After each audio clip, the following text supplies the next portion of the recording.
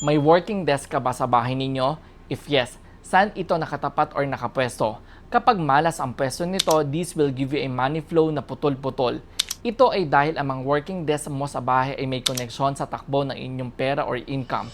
Let's visualize them and alamin ang malas. First layout, a working desk facing the CR door will result in a wealth being flushed away and putol-putol. Second layout, a working desk placed under a window will bring instability sa work.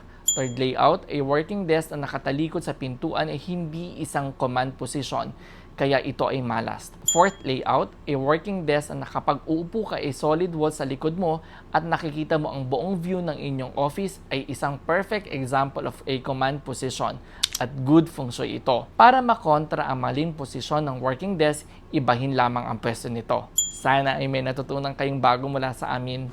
Master Michael here, simplifying feng shui for everyone.